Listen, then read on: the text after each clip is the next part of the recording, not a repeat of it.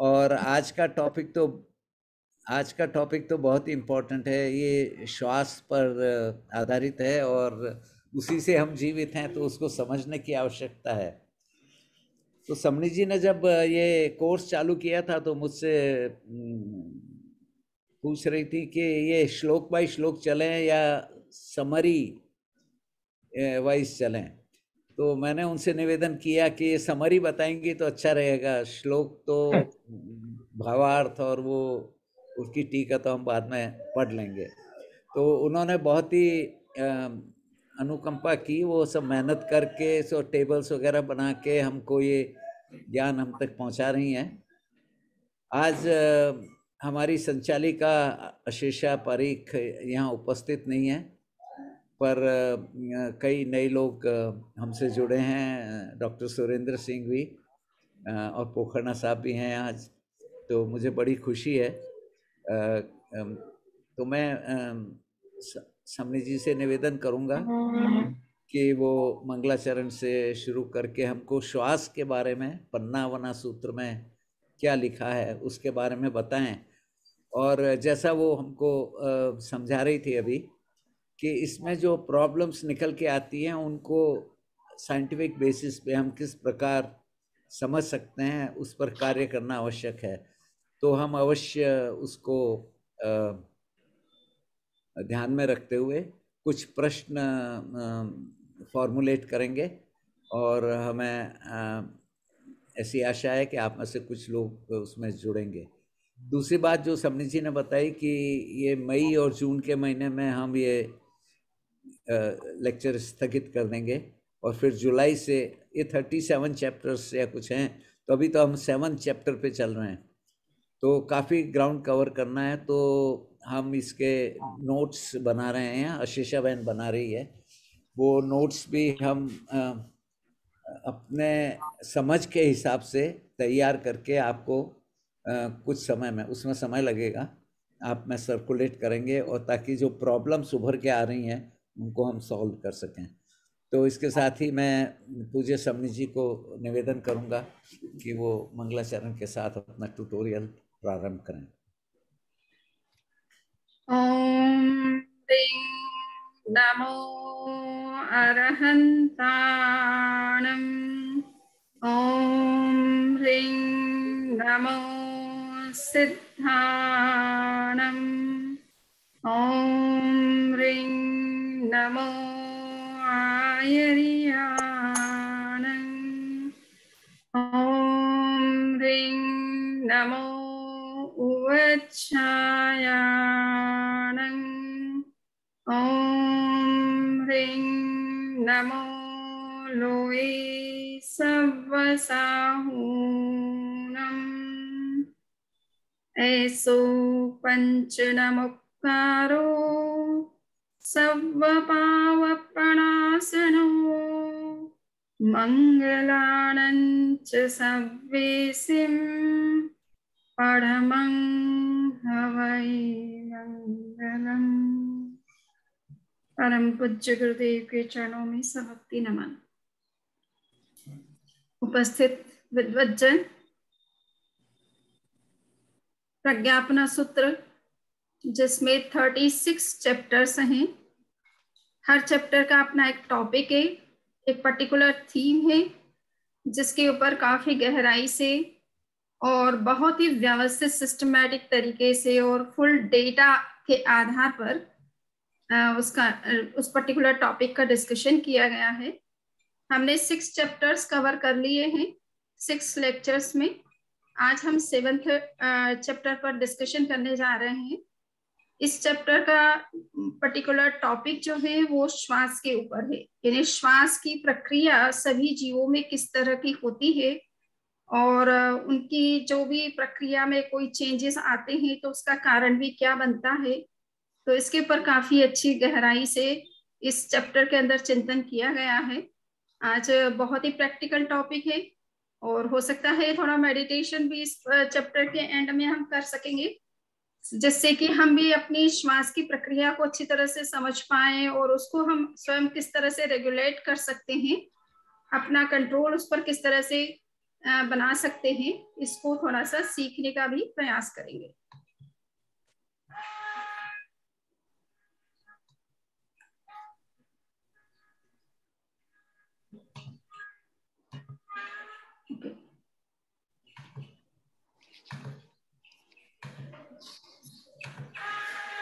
तो screen share हो रही है सभी को? जी, स्क्रीन आ रही है। ओके। सो आज का चैप्टर है 7th चैप्टर प्रज्ञापना सूत्र का, जिसकी रचना आचार्य श्यामाचार्य ने की थी। और कहा जाता है वो 14 पूर्वों के जानकार थे, बहुत सूक्ष्म रूप में तत्वों के स्वरूप को जानते थे।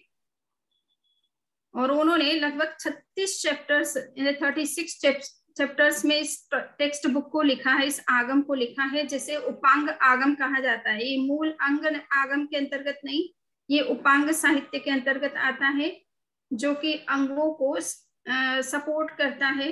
अंगों में भगवान तीर्थंकर भगवान महावीर ने जो कुछ कहा है, उन्हीं को सपोर्ट करने के लिए उपांग साहित्य यानी वो भी आगम की एक कैटेगरी है, जो आचार्यों के द्वारा विशेष रूप से लिखी जाती है। सो इस चैप्टर का थोड़ा सा हम आउटलाइंस ले रहे हैं, थोड़ा ब्रीफिंग कर रहे हैं। तो बताया गया है कि श्वासों की जो संख्या है और स्पीड है, उसमें सब जीवों में अंतर रहता है। विशेष रूप से जो नरक के जीव हैं, जो स्वर्ग के जीव हैं, और जो मनुष्य लोक में मनुष्य और पशु पक्षी जो भी हमें दिखाई देते चराचर प्राणी, उनमें श्वास की प्रक्रिया किस तरह की है, इसको थोड़ा सा ब्रीफिंग करते हुए बताया गया है कि जो जीव पेनफुल स्टेट में रहते हैं, बहुत ही सीवियर पेन है, और इस तरह की सौरफुल यानी बहुत दुखद स्थिति में इन्हें दुख का अनुभव करते हैं, निरंतर दुख का अनुभव जिनके जीवन में चलता रहता है, उनकी ब्रीदिंग बहुत ही शैलो होती है और बहुत फास्ट भी होती है और विदाउट पोज के होती है, निरंतर श्वास लेते रहते हैं। जैसे आपने अगर कुम्हार के यहाँ जो लोहार होता है, वो जिस तरह से लोहे को गर्म करने के लिए उस हवा देने वाले पंपिंग सिस्टम को जिस तरह से वो निरंतर चलाता रहता है और जिससे हवा आती रहती है, उसी तरह से जो पेनफुल स्टेट में होते हैं, एक्सट्रीमली पेनफुल स्टेट में होते हैं, उनकी ब्रीदिंग विदाउट पोज चलती रहती है। तो इसके लिए स्पेशल उदाहरण दिया गया कि हेलिश बीइंग्स जो होते हैं, नरक के प्राणी, वो अत्यंत दुख और कष्टमय स्थिति में रहते हैं और उनकी श्वास एकदम निरंतर धमनी की तरह चलती रहती है। वो बिल्कुल पोज नहीं दिखाई देता है उसमें, और शैलो भी बहुत होती है, छोटी श्वास होती है, स्पीड बहुत ज्यादा होती है और निरंतर चलती रहती है। दूसरा है जो जीव बहुत पीसफुल स्टेट में रहते हैं, बहुत प्लीजेंट स्टेट में रहते हैं, उनकी श्वास बहुत लंबी भी होती है। और स्पेशली जो स्वर्ग के जीव होते हैं, जिन्हें सेलेस्टियल बीइंग्स कहते हैं, जो डिवाइन बीइंग्स कहलाते हैं या हेवनली बीइंग्स कहलाते हैं, मुक्त आत्माएं नहीं, जो हेवनली बीइंग्स हैं, उन लोगों में वो बहुत प्लीजेंट स्टेट में रहते हैं, बहुत पीसफुल स्टेट में रहते हैं, और इसलिए उनका श्वास का नियम कुछ डिफरेंट है। वो बहुत लंबे समय के बाद, बहुत लंबा लॉन्ग इंटरवल के बाद में ब्रीदिंग करते हैं। सब ह्यूमंस और ह्यूमंस का जहां तक प्रश्न है, तो मनुष्य और पशु पक्षी, प्लांट्स, अर्थ, वाटर, फायर, एयर, ये सारी चीजें जो हैं, ये सभी की श्वास का जो है अलग अलग तरीका है। कुछ फास्ट लेते हैं, कुछ स्लो लेते हैं, कुछ शैलो लेते हैं, कुछ लॉन्ग लेते हैं। तो ये डिपेंड करता है उनकी अपनी मेंटल स्टेट किस तरह की है, उनकी फिजिकल स्टेट किस तरह की है, वो किस तरह के एनवायरनमेंट के अंदर है, उस हिसाब से उनकी ब्रीदिंग प्रोसेस जो है वो डिफरेंट, थोड़ा एक डिफर करती है एक दूसरे से। श्वास के संदर्भ में आगमों में दो शब्दों का प्रयोग होता है। एक तो होता है आन प्राण, आप आनापान सती, आप मेडिटेशन का नाम भी जानते हैं अच्छी तरह से, बुद्धिस्ट मेडिटेशन आनापान सती के नाम से जाना जाता है। तो आन और प्राण ये इंटरनल ब्रीदिंग प्रोसेस का नाम है, जो हमारे अंदर चलता रहता है। कभी कभी हम नाक से श्वास भले नहीं ले रहे हैं, किंतु इंटरनल ब्रीदिंग जो है वो चलती रहती है। उससे मनुष्य जीवित रहता है। ऊससंति नीससंति एक दूसरे दो ये अदर वर्ड्स आते हैं। उच्छ्वास और निश्वास, जो हम नाक से श्वास लेते हैं और नाक से छोड़ते हैं, इसको उच्छ्वास निश्वास कहा जाता है। और हमारे सेल के द्वारा, फुफ्फुस के द्वारा जो ब्रीदिंग होती है उसे आन प्राण कहा जाता है। आन यानी लेना और प्राण यानी छोड़ना। तो इस तरह से आनमंती प्राणमंती, जिस तरह से ये क्रियाओं का, इस श्वास लेने की प्रक्रिया का उल्लेख आगमों में मिलता है। तो आप जगह जगह जहां भी श्वास की बात आई है वहां दो तरह के श्वास की बात कही जाती है, आनमंती प्राणमंती, ऊससंती नीससंती, अर्थात इंटरनल ब्रीदिंग और एक्सटर्नल ब्रीदिंग। तो ये साइंस की भाषा में भी माना जाता है कि हमारे अंदर इंटरनल ब्रीदिंग होती रहती है, जो फुफ्फुस लंग्स के द्वारा होती है या सेल्स के लेवल पर होती है। हर सेल अपनी ओर से ब्रीथ करता है, ब्रीद इन और ब्रीद आउट का प्रोसेस उसके अंदर भी चलती है, लंग्स के अंदर चलती है। तो जो इंटरनल ब्रीदिंग प्रोसेस है इसका नाम है आन प्राण। और एक्सटर्नल जो हमारे नाक के द्वारा हम श्वास लेते हैं और हमें पता चलता है कि हम श्वास ले रहे हैं या श्वास छोड़ रहे हैं, तो ये उच्छ्वास और निश्वास के नाम से जाना जाता है। तो ये इंटरनल ब्रीदिंग जो है वो एक प्रकार की सटल प्रोसेस है जो हमारी बॉडी के अंदर ब्रीदिंग की होती रहती है। और ये नाक से श्वास लेने वाला थोड़ा क्रोस है जो हमें पता चलता है, जिसका स्पष्ट बोध होता है। अब थोड़ा सा हम श्वास के नियमों को समझने से पहले टाइम का जो कंसेप्ट है वो समझ लेते हैं। तो जैनिज्म में एक समय का मतलब होता है indivisible unit of time. Time का सबसे छोटा इंडिविजिबल यूनिट जो है उसी को स्मॉलेस्ट टाइम यूनिट का नाम है एक समय। और आवलिका किसे कहते हैं? इन्यूमरेबल जब समय होता है तो इन्यूमरेबल समय को एक आवलिका कहा जाता है। एक उच्छ्वास यानी हम जो श्वास ले रहे हैं और श्वास छोड़ रहे हैं, दो चीजें हैं। तो श्वास लेने में हमें न्यूमरेबल आवलिका का टाइम लगता है और छोड़ने में भी इसी तरह से न्यूमरेबल आवलिका का टाइम लगता है। ये दोनों मिला करके एक प्राण कहलाता है, यानी एक इनहेलेशन और एक्सहेलेशन मिल करके एक प्राण जितना टाइम लगता है। 7 प्राण जितना टाइम जब लगता है तो उसे एक स्तोक कहा जाता है। 7 स्तोक का एक लव होता है और 77 लव का एक मुहूर्त होता है, जिसे हम 48 मिनट का टाइम कहते हैं। इस कैलकुलेशन के आधार पर ये कहा जाता है कि a healthy human being takes 3,077 3 breaths in 1 मुहूर्त। ये इस तरह की काउंटिंग जो है इस नियम, इस टाइम के कैलकुलेशन के आधार पर की गई है कि इतना श्वास मनुष्य एक मुहूर्त यानी 48 मिनट के अंदर लेता है। अब हम थोड़े से कुछ कॉमन रूल्स के बारे में चर्चा कर रहे हैं कि जब श्वास लिया जाता है और छोड़ा जाता है तो आगम के हिसाब से उसके क्या नियम है। So according to Pragyapna Sutra, the duration of inhalation and exhalation of living beings depends on their life span. ये एक कॉमन प्रिंसिपल है कि किसका कितना लाइफ स्पान है, उस पर उसकी श्वास लेने का ड्यूरेशन फिक्स होता है, यानी वो कितने समय के बाद श्वास लेगा या छोड़ेगा। So if life span is of 10,000 years, then the celestial beings will take 1 breath in 7 strokes. यानी 10,000 वर्ष का अगर उसका लाइफ टाइम है, जिसको मिनिमम लाइफ टाइम कहा जाता है, विशेष रूप से नरक की प्राणियों में और जो देवता होते हैं उनका मिनिमम जो लाइफ स्पान है वो 10,000 ईयर्स का माना जाता है। चूंकि नरक के प्राणी अत्यंत कष्टमय स्थिति में रहते हैं तो उनकी श्वास तो निरंतर चलती रहती है। They are taking breath without any pause, without taking any time, so they are continuously breathing in and out. किंतु जो देवता होते हैं उनके लिए नियम है स्पेशल कि अगर उनका 10,000 ईयर्स का टाइम है, लाइफ स्पान है, तो they are breathing in 7 strokes. They are taking 1 breath in 7 strokes. If life span is of 1 palyopam, then the living beings will take breath in many muhurtas. यानी अनेक मुहूर्त में, अगर पल्योपम का एक पल्योपम का समय है, ज्यादातर देवी देवताओं का भी समय जो है वो 2 पल्योपम से कुछ अधिक का होता है, इसलिए वो कई मुहूर्त में एक श्वास लेते हैं। If lifespan is of Sagarupam, 1 Sagarupam, then the celestial beings will take 1 breath in 15 days. अगर उनका 1 सागरोपम का लाइफ स्पान है तो वो लगभग 15 दिन में एक श्वास लेते हैं, 15 days में.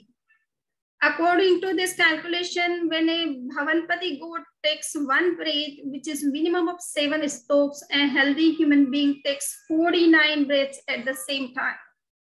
तो ये है कि इस तरह से ये जब हमने देखा कि यहाँ पर अगर 10,000 वो 7 स्ट्रोक में यानी इतना टाइम ले रहे हैं 1 ब्रेथ में, उतने समय में मनुष्य 49 ब्रेथ्स ले लेता है.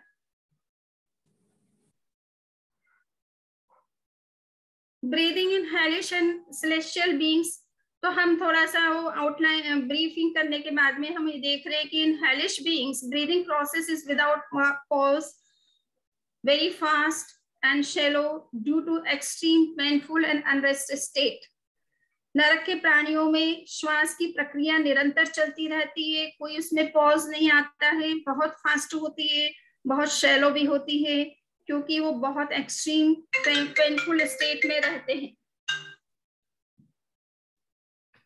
In celestial beings, length of breath depends on the length of their life spans. किंतु देवताओं के संदर्भ में कहा जाता है कि उनका उनकी ब्रीदिंग प्रोसेस जो है उनके लाइफ स्पान पर डिपेंड करती है. उनका कितना लाइफ स्पान है उसके आधार पर उनका जो है टाइमिंग श्वास लेने का और छोड़ने का फिक्स होता है. वो हमने थोड़ा सा पहले देख लिया है.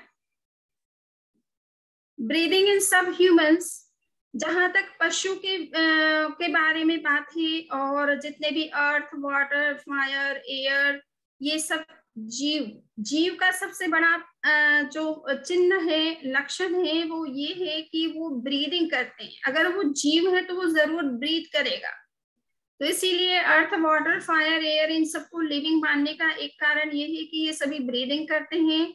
और इसके अलावा इनके अंदर इनकी पर्टिकुलर एक बॉडी भी होती है, इनके अंदर सेंस भी होता है, और साथ साथ में ये भोजन भी करते हैं. ये 4 मूल जो है कैरेक्टरिस्टिक्स हैं लाइफ की, कि जो भी अगर लिविंग एंटिटी है वो निश्चित रूप से फूड लेगा.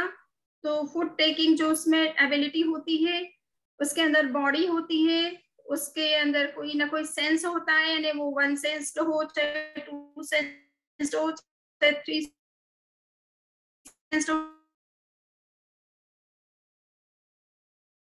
नहीं रह सकता. तो ये 4 बेसिक फंडामेंटल कैरेक्टरिस्टिक है टू बी लिविंग. तो यहाँ पर आप देख रहे हैं कि जैसे अर्थ या मिट्टी है, पौधा है, चाहे पशु है, इन सब की ब्रीदिंग के ऊपर ये है कि ये डिपेंड करता है कि वो किस स्टेट में है, बहुत पेनफुल स्टेट में है या हाइपर एक्टिव स्टेट में है. तो उस कंडीशन में उनकी श्वास उतनी ही स्पीड से होने लगेगी, शैलो भी होने लगेगी. If they are in the rest state, then they may take a very slow breathing. तो उनकी ब्रीदिंग की प्रोसेस बहुत स्लो भी हो सकती है, और डिपेंड करता है. कुत्ता जैसे आप देखते हैं कि 30-40 ब्रेथ्स लेता है इन मिनट में, किंतु कछुआ बहुत ही पीसफुल स्टेट में रहता है. तो इसकी ब्रीदिंग की प्रोसेस बहुत ही स्लो बताई जाती है, और कहा जाता है कि हार्डली 1 श्वास या 2 श्वास 1 मिनट के अंदर लेता है. और इसलिए इसकी लाइफ स्पान जो है वो बहुत लंबी होती है, 300 ईयर्स तक की, 200 ईयर्स की इसकी लाइफ स्पान तो मिनिमम मानी गई है. 700 ईयर्स भी बताया जाता है. सो ये कछुआ चूंकि ब्रीदिंग की प्रोसेस इसकी बहुत स्लो है, ये बहुत लॉन्ग ब्रीथ करता है, बहुत लंबे समय के बाद श्वास लेता है. मीन्स 1 मिनट में 1 या 2 श्वास हार्डली लेता है. ऐसी कंडीशन होने के कारण से इसका लाइफ स्पान बहुत लंबा होता है. किंतु कुत्ता इस कंपैरिजन में 15 से 20 वर्ष या मुश्किल से 12 वर्ष कहा जाता है उसकी लाइफ स्पान रहती है, क्योंकि वो बहुत ही स्लो लेता है, बहुत ही स्पीडली लेता है और बहुत शैलो ब्रीथ करता है. इसी तरह से प्लांट्स वगैरह का ये है कि उनकी ब्रीदिंग प्रोसेस भी निरंतर चलती रहती है. So it depends on their situation, environment where they are growing.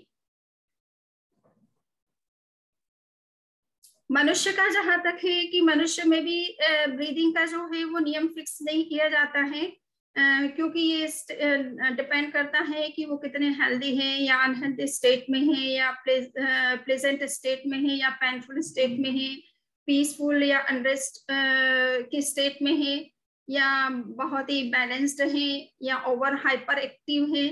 तो इन सब चीजों पर बहुत कुछ उनकी सांस की प्रक्रिया डिपेंड करती है। वो लंबा भी ले सकते हैं और बहुत शैलो भी ले सकते हैं, बहुत स्पीड से भी ले सकते हैं। तो it depends on their way of living और एनवायरमेंट। माइंडफुल स्टेट में जब आप रहते हैं तो आपकी श्वास की ब्रीथ बहुत कम हो सकती है। ये मैंने एक्स्ट्रा एडिशनल जस्ट जानकारी के लिए ऐड किया है, इसको हम आगमों में इस तरह से कोई उल्लेख नहीं किया है, बट मैंने जस्ट ये कहा कि माइंडफुल स्टेट या पीसफुल स्टेट में जब आप रहते हैं तो आपकी श्वास बहुत स्लो हो जाती है, और जो नॉर्मल रेट मानी जाती है, एक हेल्दी ह्यूमन बीइंग जो है 1 मिनट में 15 से 17 श्वास लेता है मेडिकल साइंस के हिसाब से। सो आप रिड्यूस कर सकते हैं उसको 1 तक, यानी 15 से 17 श्वास न लेकर के आप 1 मिनट में 1 श्वास अगर लेते हैं तो आप खुद अपने अंदर बहुत चेंजेस पाएंगे। आपका माइंड बहुत ही एक पीसफुल और एक एनलाइटन मोड पर जाने लगता है। ये थॉटलेस स्टेट में जाना लगता है। तो ये स्थिति हमारी बन सकती है, और कुछ लोग तो बहुत ही लंबा श्वास लेते हैं जब वो माइंडफुल होते हैं, तो अपने आप ही ऑटोमेटिक आपकी श्वास की रेटिंग जो है वो कम हो जाती है। इतने ज्यादा आप श्वास नहीं लेते, 15 से 17 श्वास नहीं लेते हैं, आप हार्डली 2, 3 या 6 श्वास ले पाते हैं। और जब आप डीपली माइंडफुल स्टेट में होते हैं तो आप श्वास को 1 मिनट में 1 श्वास भी, इतना कम नंबर भी कर सकते हैं।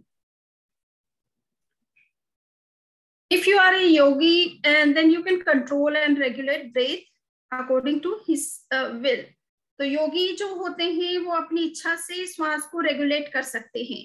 वो चाहे तो बहुत लंबे समय बाद श्वास ले, और कहा जाता है कि कभी कभी जैसे कहा जैन परंपरा में आचार्य भद्रबाहु हुए हैं भगवान महावीर के निर्वाण के लगभग 200 वर्ष बाद, और वो महाप्राण ध्यान की साधना में गए थे, और उस साधना में ऐसी स्थिति हो जाती है कि देखने वाले को ये लगता है कि उनकी डेथ हो चुकी है, न तो हार्ट बीट चल रहा है न ब्रीदिंग चल रही है, फिर भी वो जिंदा रहते हैं।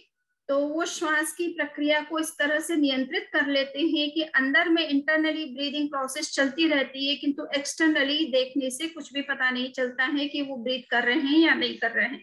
तो वो बिल्कुल एक तरह से डेड बॉडी की तरह दिखाई देते हैं। हार्ट बीट और या इस तरह का कोई भी प्रोसेस जल्दी से दिखती नहीं है, बट उनकी कंट्रोलिंग पावर बहुत जबरदस्त होती है। ये कंट्रोल अगर करें तो बहुत लंबे समय तक आप इस तरह के स्टेट में रह सकते हैं, जिसमें एक्सटर्नल ब्रीदिंग प्रोसेस को आप बहुत कंट्रोल कर सकते हैं, और एक तरह से स्टॉप भी कर सकते हैं, उसके बाद भी डेथ नहीं होती है। हम आगमों में आपको 24 दंडक के जो जितने भी जीव हैं, 24 दंडक आप समझ ही गए हैं कि ये 24 प्रकार के जीव इस संसार में हैं जो अपने अपने कर्मों का फल इन स्टेट में रह करके भोगते हैं। सभी तरह के जीव जो भी संसार में हैं, कोई भी है, चाहे तीर्थंकर ही क्यों ना हो, सब अपने कर्म के फल भोग के लिए ही नए जन्म में आते हैं। इसलिए कर्म फल भोग उनका मूल जीवन का, जन्म लेने का मूल उद्देश्य होता है या मूल पर्पस होता है उसके पीछे।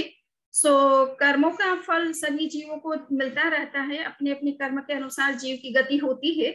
तो ये 24 जो अवस्थाएं जीव की बताई गई है, 24 दंडक के रूप में मानी जाती है, या इन्हें 24 दंडक कहा जाता है।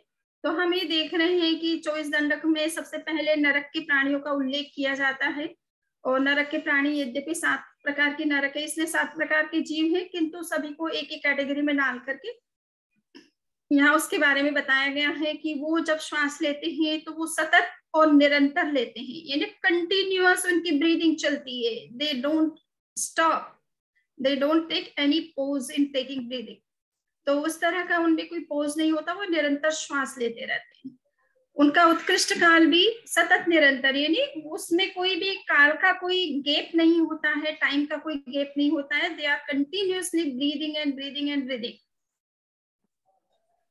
दूसरे जो है भवनपति देव कहलाते हैं। भवनपति देवों में 10 तरह के देव माने गए हैं। उसमें से असुर कुमार नाम के जो प्रथम कैटेगरी के देव कहलाते हैं, ये मिनिमम इनका मिनिमम टाइम होता है कि ये 7 स्तोक में एक बार श्वास लेते हैं। अगर इनका लाइफ स्पान बहुत कम है तो उस हिसाब से ये 7 स्तोक में लेते हैं, और अगर इनका लाइफ स्पान थोड़ा बड़ा है तो ये एक पक्ष यानी 15 दिन से कुछ अधिक टाइम के बाद एक श्वास लेते हैं।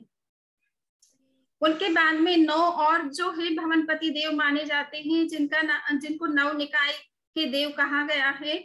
वो भी मिनिमम अगर श्वास टाइम ले रहे हैं श्वास लेने में, तो भी वो 7 स्तोक में एक बार ही श्वास लेते हैं, यानी 7 स्तोक में इतना बड़ा टाइम पीरियड के बाद एक ब्रेक लेते हैं।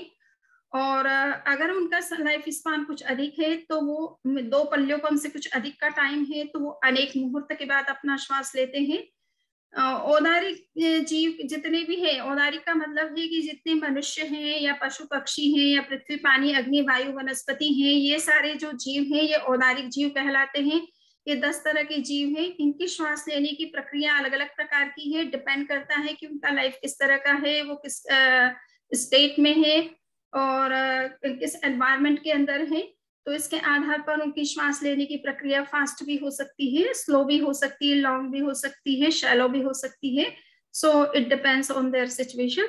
ज्योतिष देव जो हैं, जिनको हम एस्ट्रोनॉमिकल गॉड्स कहते हैं, ये सारे अनेक मुहूर्त में एक बार श्वास लेते हैं। स्वधर्म देवलोक के जो देवता हैं वो भी अनेक मुहूर्त में मिनिमम यानी उनका टाइम है अनेक मुहूर्त में एक बार श्वास लेते हैं।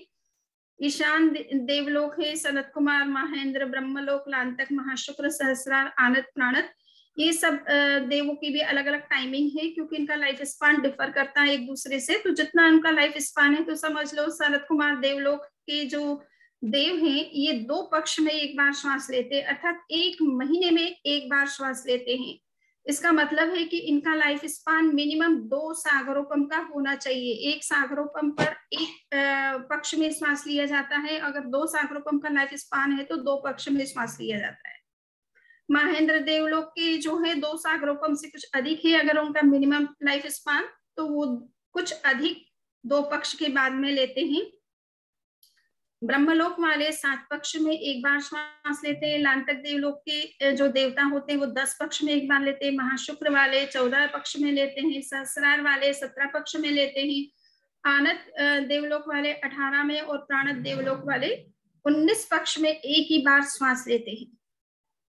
इसी तरह से आरण देवलोक है, अच्युत देवलोक है, यहाँ पर आ जाइए आप। ये आरण देवलोक है, इसमें 20 पक्ष में ये श्वास लेते मिनिमम, ये मिनिमम है, और मैक्सिमम आपको साइड में मैक्सिमम भी बता रखा है। अच्युत देवलोक में 21 पक्ष से मिनिमम टाइम में वो मतलब वो श्वास लेते हैं। और पहले ग्रेवेयक, दूसरे ग्रेवेयक और तीसरे ग्रेवेयक के जो देव हैं वो 22, 23 और 24 पक्ष में एक ही बार लेते हैं। 5वीं ग्रेवेयक के 56 पक्ष में लेते हैं। 6ठी ग्रेवेयक के 57 पक्ष में, 7वीं ग्रेवेयक के 58 पक्ष में, 8वें 90 ग्रेवेयक के 29 और 30 पक्ष में एक ही बार श्वास लेते हैं। ये मिनिमम टाइम बता रहा है। अनुत्तर विमान जो है वो 5 प्रकार, अनुत्तर विमान में विशेष रूप से 31 पक्ष में लिया जाता है, क्योंकि उनका आयुष्य मिनिमम 31 सागरोपम का माना गया है। और सर्वार्थ सिद्धि के जो देव होते हैं, जो कि सर्वोच्च सबसे ऊपर का जो स्वर्ग होता है उसे सर्वार्थ सिद्ध स्वर्ग कहा जाता है। वो जघन्य और उत्कृष्ट 33 पक्ष में अपना एक श्वास लेते हैं, क्योंकि उनका मिनिमम और मैक्सिमम लाइफ स्पान 33 सागरोपम का माना गया है। सो इस तरह से आप देखेंगे कि श्वास की प्रक्रिया देवताओं में उनके लाइफ स्पान पर डिपेंड करती है। और नरक के प्राणियों की उनकी जो पेनफुल स्टेट है उसके कारण से उनकी श्वास की प्रक्रिया डिफरेंट होती है। मनुष्य और पशुओं में अपनी अपनी अलग अलग सिचुएशन के आधार पर होती है। चूंकि ये बहुत ही प्रैक्टिकल टॉपिक था, इसलिए मैंने कुछ स्लाइड्स उस हिसाब से ऐड की है इसमें। कि श्वास को आप अपने हिसाब से कंट्रोल कर सकते हैं, रेगुलेट कर सकते हैं, और बहुत ही सिंपल मेथड से ये काम किया जा सकता है। वो सिंपल मेथड है mindfulness, simple method to control breathing. The simple truth is that you can reduce number of breath from 15 to 1 just by the simple method of mindfulness, which can be done anywhere and anytime. तो ये जैसे ही आप mindful होते हैं, mindful आप अपने श्वास के प्रति जब जागरूक होते हैं, अवेयर होते हैं, कॉन्शियस होते हैं, तो आप देखेंगे कि आपकी जो नॉर्मल ब्रीदिंग थी, उस ब्रीदिंग की जो रेट है वो बहुत कम हो जाती है और श्वास अपने आप ऑटोमेटिक लंबा हो जाता है। So mindfulness is a very simple method to prolong your breathing process and also to prolong your life. Some methods to practice mindfulness include meditation, breath work, and 10-minute mindful break. तो आज थोड़ा सा मैंने practical बनाने की कोशिश की कि ज्यादा थ्योरेटिकल सुनते सुनते कहीं कुछ थोड़ा प्रैक्टिकल भी करें. So fractional meditation incorporates mantra chanting to help one remain in the now. तो एक तो माइंडफुलनेस है कि आप सीधा मतलब just you have to sit in a peaceful state without doing anything, और जस्ट आप जो कुछ हो रहा है भीतर में उसे वॉच करें, या बाहर एनवायरनमेंट है, प्रकृति में जो कुछ है उसे देखें. एक तो वो सिंपल स्टेट है. और अगर किसी को एट प्रेजेंट में रहने का अभ्यास वैसे नहीं है और कोई विचार दिमाग में चल रहा है, तो मंत्र का भी सहारा ले सकते हैं और मंत्र पर कंसंट्रेट करके अपने को अब प्रेजेंट में रखने की कोशिश कर सकते हैं. तो माइंडफुलनेस के लिए मंत्र भी जो है आपको हेल्प कर सकता है, चाहे ओम का मंत्र हो, चाहे अरहम का मंत्र हो, चाहे नमस्कार महामंत्र हो. तो आपका दिमाग जो इधर उधर वॉन्डर करता है, या हमारा दिमाग जो इधर उधर वॉन्डर करता है, वो उसको कंट्रोल किया जा सकता है. वो जैसे जैसे कंट्रोल होता है, पीसफुल रहता है, वैसे वैसे श्वास की ब्रीदिंग की जो प्रोसेस है उसको कम किया जा सकता है, मीन्स उसे कंट्रोल किया जा सकता है. और ब्रीदिंग वर्क का मतलब है कि आप अपनी ब्रेथ को भी रेगुलेट करके श्वास को लंबा कर सकते हैं और उसको लॉन्जेटिविटी को भी बढ़ा सकते हैं, माइंड की मेंटल पीस को भी बढ़ा सकते हैं, और जो मेंटल फिकलनेस है उसको भी कम कर सकते हैं और प्रेजेंट में अधिक से अधिक रह सकते हैं. तो ब्रीदिंग चूंकि वर्तमान में चलती है, श्वास हमेशा वर्तमान में चलता है, इसलिए वर्तमान में रहने के लिए सबसे सिंपल तरीका है कि हम ब्रेथ पर कैसे कंसंट्रेट कर सके और ब्रीदिंग प्रोसेस को किस तरह से रेगुलेट और रिदमिक बना सके. तो ब्रीदिंग प्रोसेस के 4 पार्ट हैं, 4 चीजें हैं. पूरक यानी इनहेलेशन, रेचक यानी एक्सहेलेशन, और आंतरिक कुंभक holding the breath inside after inhalation, और बाह्य कुंभक holding the breath outside after exhalation. ये अगर हम इस तरह की इसको रिदमिक बना सके, 5 सेकंड में श्वास लिया, 5 सेकंड भीतर होल्ड किया, 5 सेकंड बाहर छोड़ा और 5 सेकंड बाहर होल्ड किया, इस तरह से हम ये 4 स्टेप में अगर ब्रीदिंग की प्रोसेस करते हैं, तो इससे भी आप प्रेजेंट में रहना और माइंडफुल होना सीख जाते हैं, और श्वास की संख्या भी बहुत कम हो जाती है, श्वास बहुत लंबा हो जाता है और आपके हिसाब से चलने लगता है. 10 मिनट ब्रेक कैसे कर सकते हैं? तो यही है कि जस्ट आप बहुत वर्क करते हैं सुबह से शाम, तो 10 मिनट के लिए सब कुछ छोड़ करके कैसे आप बिना कुछ किए बैठ सकते हैं. वो स्टेट हम कैसे बना सकते हैं? 10 मिनट्स के लिए जस्ट एकांत में हम बैठे, जस्ट वॉचफुल बने अपने प्रति, अपने एनवायरनमेंट के प्रति, जिस किसी चीज को आप देख रहे हो उसके प्रति. तो रिलैक्स स्टेट में रहना, ये 10 मिनट्स के लिए अगर हम प्रैक्टिस कर सके, तो उससे भी हमारी ब्रीदिंग को हम कंट्रोल कर सकते हैं, माइंड को कंट्रोल कर सकते हैं, प्रेजेंट में रहना सीख सकते हैं, और पीसफुल स्टेट में कभी कभी बहुत बड़ी प्रॉब्लम्स का जो सोल्यूशन हमें सोचने से, स्टडी करने से, एनालिसिस करने से, रैशनल जो है डिस्कशन करने से वो नहीं मिलता है कभी कभी. तो पीसफुल स्टेट में अगर आप रहते हैं, सब कुछ रिलैक्स स्टेट में रहते हैं 10 मिनट्स के लिए सब कुछ छोड़ करके, वो समाधान कभी कभी भीतर से अपने आप उस स्टेट में निकल जाता है. तो ये स्थिति भी हम निर्माण कर सकते हैं. कम से कम 10 मिनट जो है वो रिलैक्स रहने की कोशिश करें, विदाउट डूइंग एनीथिंग और विदाउट थिंकिंग एनीथिंग. वो इस तरह के स्टेट का निर्माण कैसे करें? तो ये कुछ साइंटिफिक स्टडीज भी सामने आई है कि जितना आप स्ट्रेस की कंडीशन में रहते हैं उतना ही हेल्थ भी जो है उससे प्रभावित होती है, माइंड भी प्रभावित होता है। और जब आप माइंडफुल बनते हैं या अपने आप पर कंसंट्रेट करते हैं तो आपकी पावर्स भी बढ़ जाती है। तो the more consciousness you bring into the body the stronger the immune system becomes.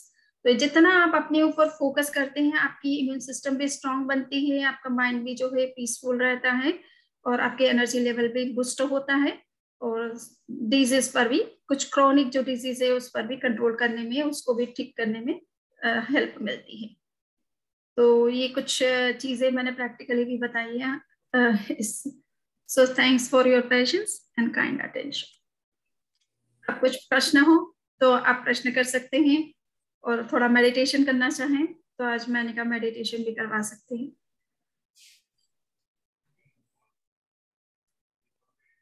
Yes,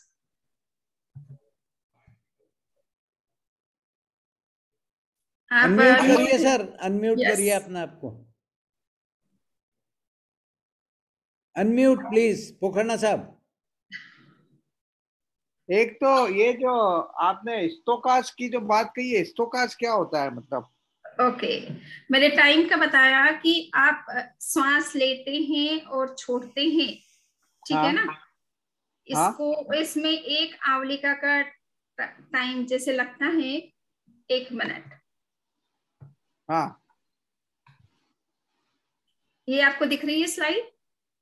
नहीं नहीं। दिख रही है, ओह, स्क्रीन पे वापस लगाइए आप। Okay okay okay.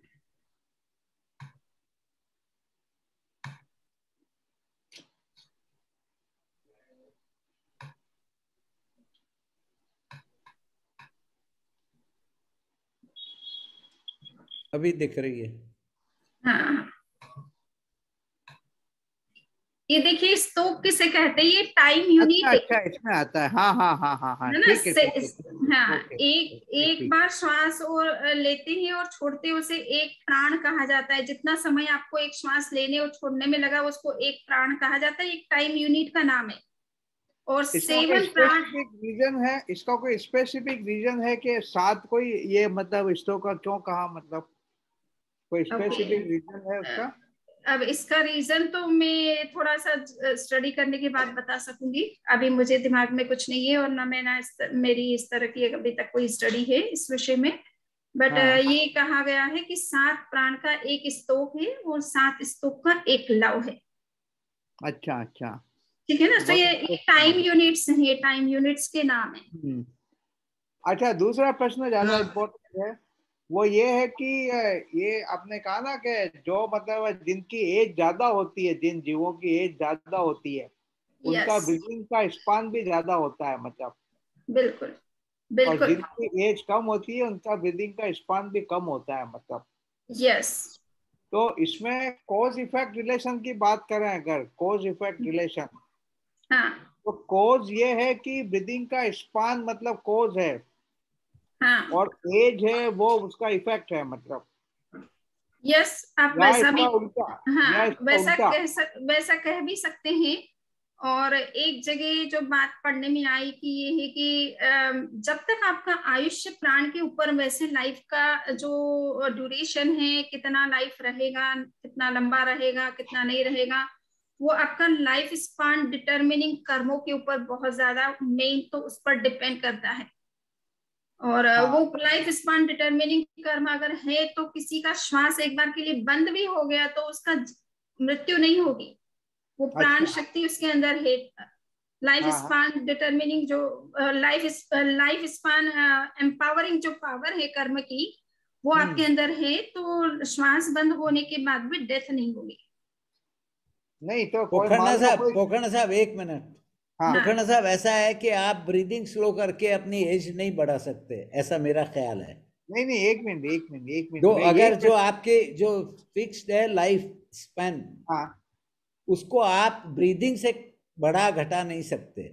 नहीं नहीं, एक मिनट एक मिनट एक मिनट मैं समझने को यही पूछ रहा हूँ कि मतलब ये बताया जाता है कि पुरुषार्थ करके ब्रीदिंग की रेट को है जो कम कर सकते हैं, और बहुत से जैसे अपने ये अपने हिमालय के अंदर ऐसे योगी हैं, मतलब कि जिनकी बिल्कुल। एज मतलब 200 साल, 300 साल, 500 साल तक है, मतलब। और राहुल सांस्कृत्यायन ने उनको देखा है, मतलब उनका इंटरव्यू लिए हैं, मतलब ये राहुल सांस्कृत्यायन ने।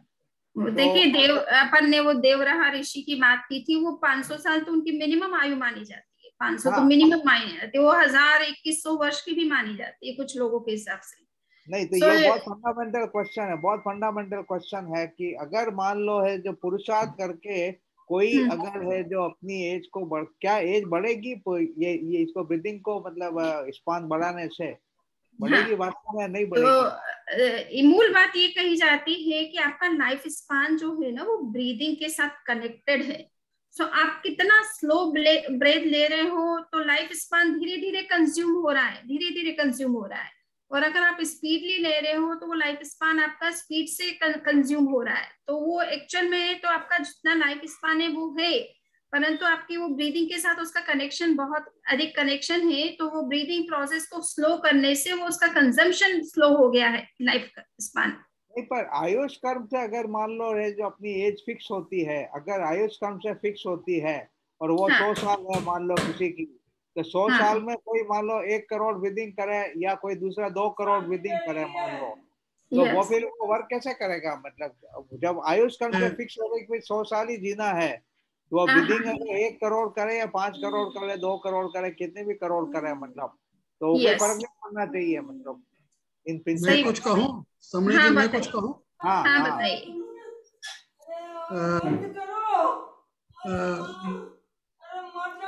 ये जो पोखरना प्रश्न किया साहब, है आप पोखरना साहब जरा ने, इसको हैंडल करिए।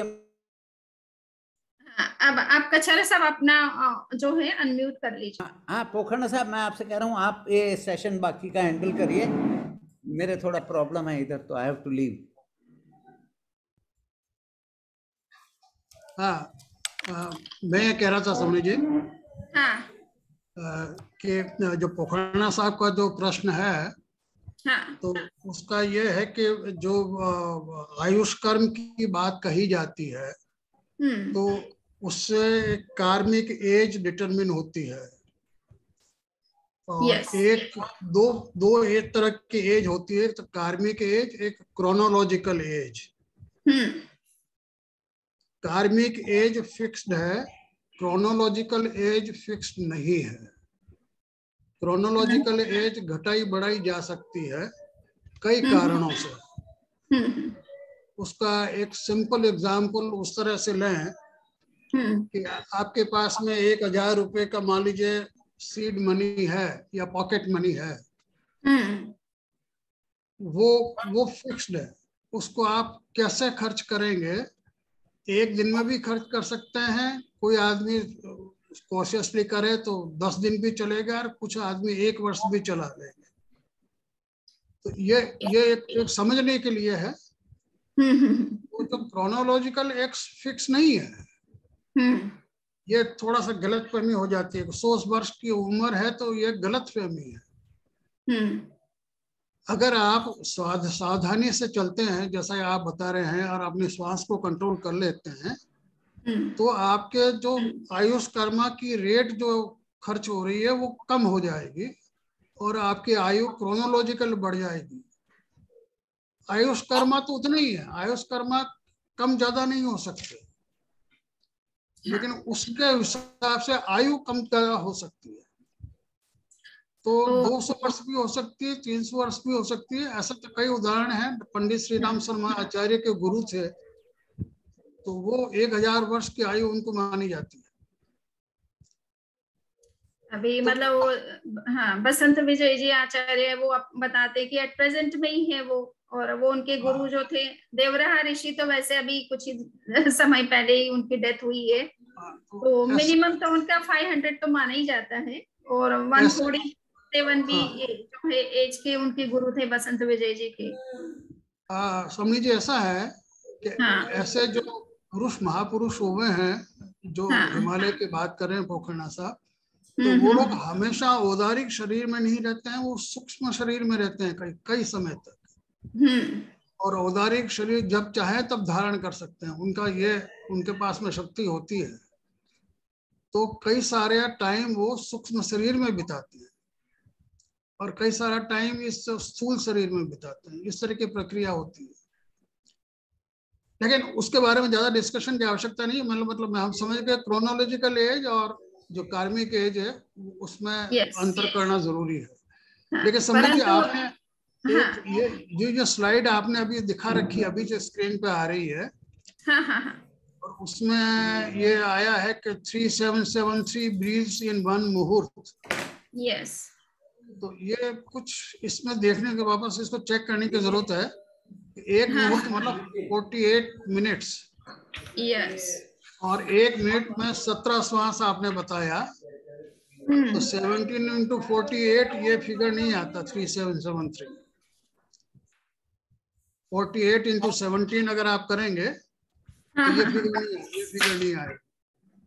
अच्छा, तो मैं इसको एक बार और चेक कर लूंगी। इस टेक्स्ट में जो दिया है, एक मिनट में देख लेती हूँ। इसमें लिखा है, हाँ, उच्छ्वास निश्वास 1 प्राण, 7 प्राण 1 स्तोक, 1 स्तोक 1 लव और 77 लव 1 मुहूर्त। ठीक है ना, 77 लव की बात है, 77 लव का 1 मुहूर्त होता है। और उस हिसाब से 3773 लिखा हुआ है यहाँ पर कैलकुलेशन। नहीं, वो गलत है। गलत इसलिए कि एक मुहूर्त में 48 मिनट्स होते हैं और एक मिनट में 17 सांस मानी है आपने, 17। सॉरी कच्छना साहब, ये 17 श्वास वाला जो नियम है वो तो मेडिकल साइंस का है।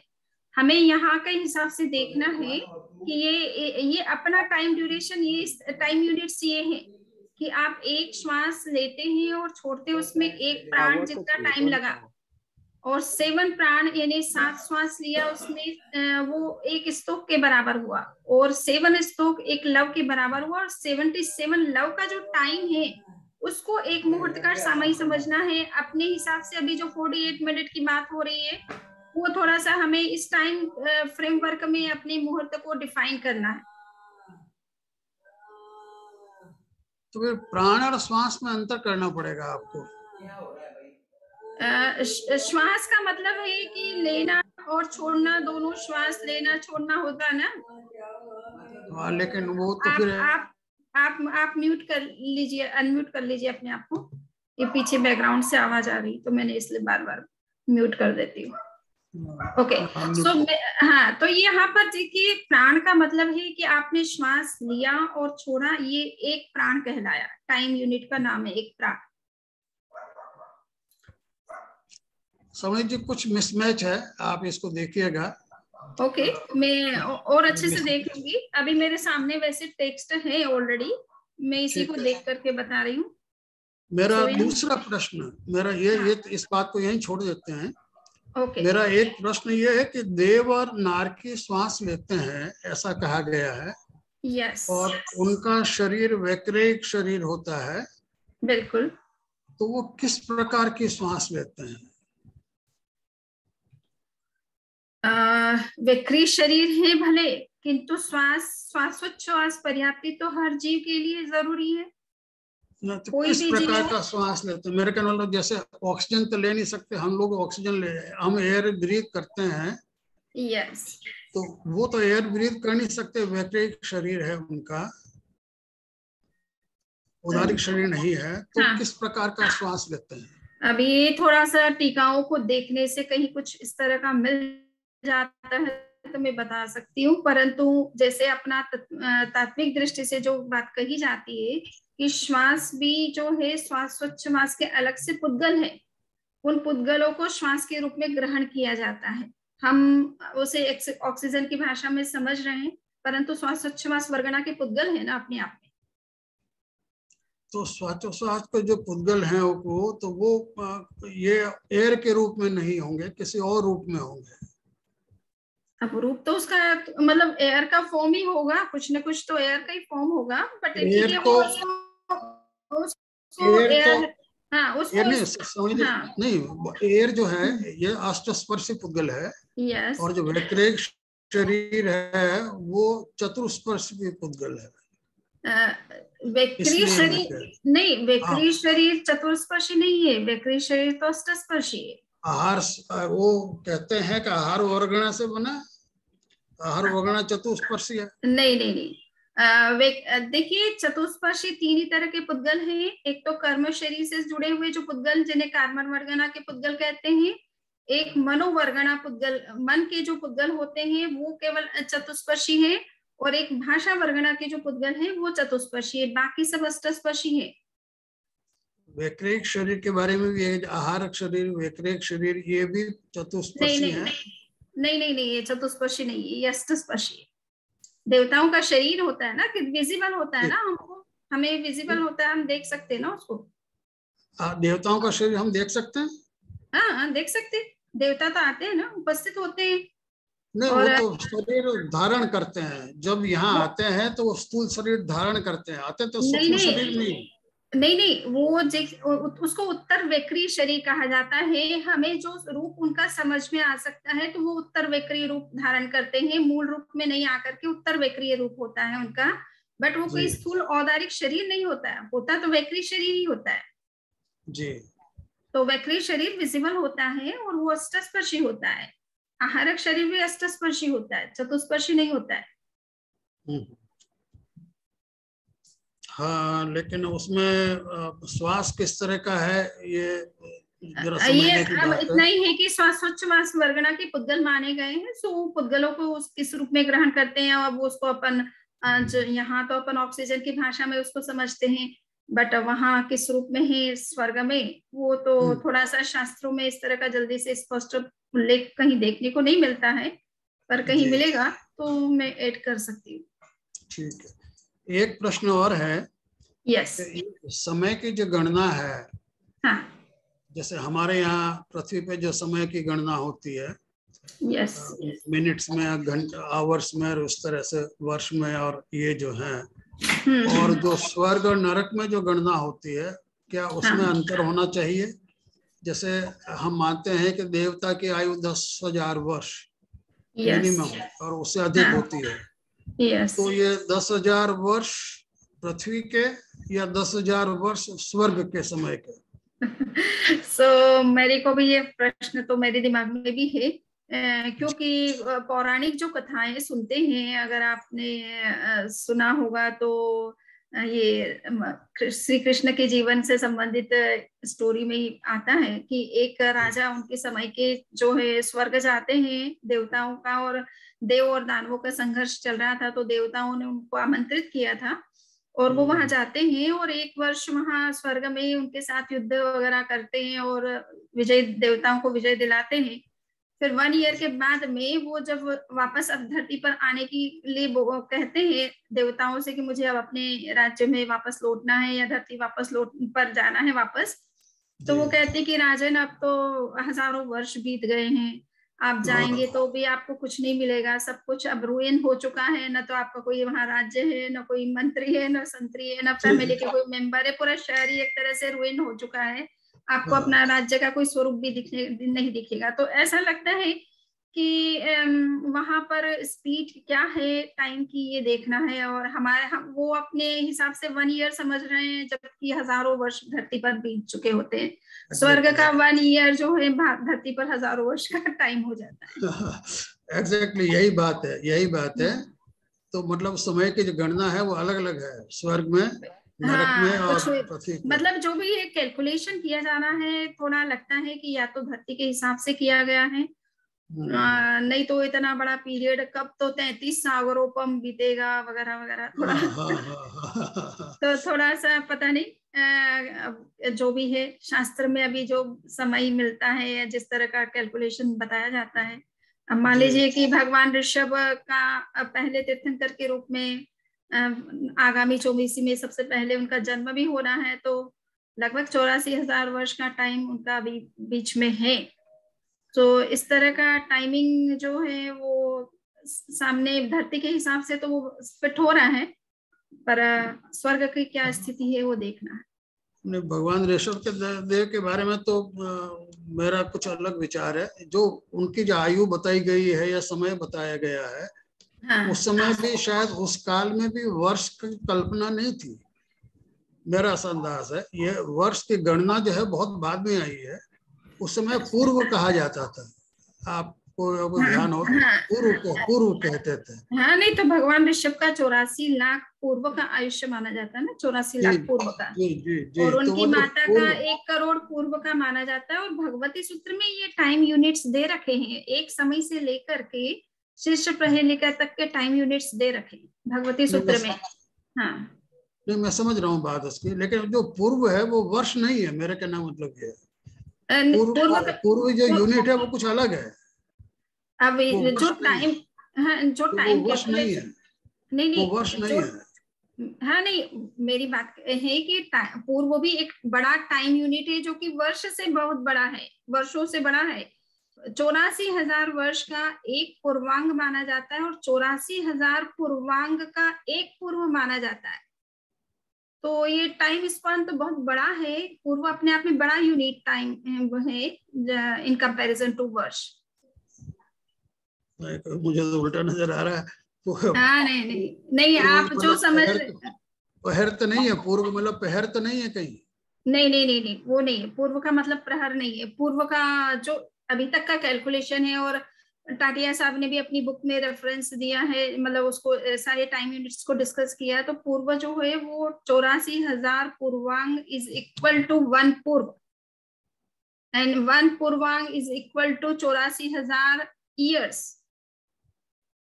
तो बहुत टाइम, इसलिए वो थोड़ा समझ में दिमाग में नहीं आता कितना बड़ा टाइम होगा जो भगवान ऋषभ का लाइफ स्पान 84,000 पूर्व का, बहुत लंबा लाइफ स्पान हो जाता है। मेरे ख्याल से उसको समझने की आवश्यकता है, कहीं कहीं की गलती है। इतना लंबा लाइफ स्पान तो हो ही नहीं सकता। सो ये है। अब ये टाटिया साहब और मुनीश्वर महेंद्र कुमार जी ने मिलकर के वो तत्पार्थ सूत्र का ट्रांसलेशन उन्होंने जैन विश्व भारती में रह करके किया था। तो काफी डिस्कशन करके ही सारे शास्त्रों को, टीकाओं को देख करके करते हैं अनुवाद। तो उस हिसाब से तो बहुत बड़ा टाइम यूनिट है। पूर्व तो बहुत बड़ा टाइम यूनिट। प्रहर तो अलग बात है, प्रहर तो 3 आवर्स का या होता है। हाँ, नहीं वो प्रहर का तो चलो कंसेप्ट आया नहीं है इसमें, टाइम यूनिट्स के अंदर प्रहर का कहीं उल्लेख नहीं होता है। ये इस तरह के टाइम यूनिट्स होते हैं। अब 1 मुहूर्त हो गया, 30 मुहूर्त का 1 दिन रात कहा जाता है। हाँ वो ठीक है। हाँ, और 30 जो है 30 जो है मुहूर्त का 1 दिन रात हुआ, सॉरी क्या, हाँ 1 दिन रात हुआ, और 30 दिन का 1 महीना हुआ, फिर 12 महीने का 1 वर्ष हुआ। फिर वर्ष से पूर्वांग पर आते हैं, पूर्वांग से पूर्व पर आते हैं, पूर्व से फिर अडडांग, ये सब सारे टाइम यूनिट्स चलते हैं। कचारा जी, यस, वो यहाँ पे दिया है ना कि एक पूर्व 7056, वो आंकड़ा है 57056 और 10 जीरोस लगाना है। क्या चीज है, फिर से बताइए। एक पूर्व इज इक्वल टू 7056। क्या चीज आगे क्या? ये इयर्स। हाँ, वर्ष।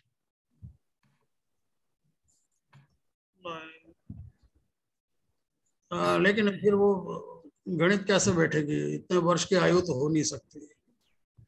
हाँ, वो थोड़ा विश्वास तो नहीं होता है, परंतु वो टाइम कैलकुलेशन फिर सारा ही कुछ अभी तक की जो आगमों में, टीकाओं में और जो भी ग्रंथ अनुवाद हुए हैं उन सभी में यही टाइम कैलकुलेशन चल रहा है, जिस पर विश्वास करना थोड़ा कठिन सा हो रहा है, बट है वही।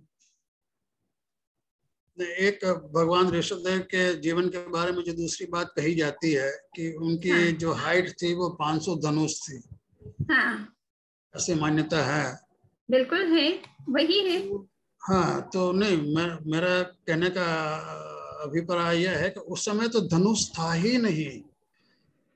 धनुष वो तो प्रारंभिक काल था सभ्यता का, धनुष तो बना ही नहीं था। मेरा ऐसा मानना है कि ये जो धनुष है वो धनु है। भगवान ऋषभदेव ने जो कृषि सिखाई, तो सबसे पहले मेरे ख्याल से धान, उस समय धान पैदा होता था, तो धान को धनु कहा गया है। और 500 धान, क्योंकि उसमें ये स्केल्स नहीं थे, नापने के स्केल्स बने ही नहीं थे उस टाइम पे, भगवान ऋषभदेव के टाइम पे। तो वो तो प्रारंभिक काल था, तो जो धान थे तो धान की लंबाई से उनको 500 धान हो गया, और आप 500 तो एक धान अगर 4 मिलीमीटर मान ले, मैं तो आपका आज के संदर्भ में कह रहा हूँ, 4 मिलीमीटर एक धान का हो गया, तो 500 धान का 504 मतलब वो 2 मीटर हो गया।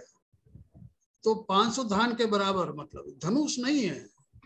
धनुष तो भगवान महावीर ऋषभदेव के समय में था ही नहीं, ये तो बहुत बाद में बना। धनुष जो हथियार बना है वो तो बहुत बाद में बना।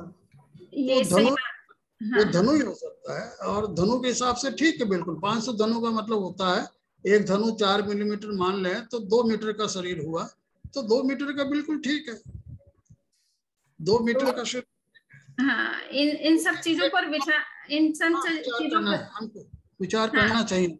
जी हाँ, करना चाहिए, बिल्कुल करना चाहिए। ये देखिए, आप यहाँ पर देखिए, ये टाटिया साहब का ट्रांसलेशन है। 12 months is equal to 1 year, 84,000 years is equal to 1 पूर्वांग, और 84,000 पूर्वांगास are equal to 1 पूर्व। ऐसे 84 लाख पूर्व का भगवान ऋषभ का आयुष्य माना गया है।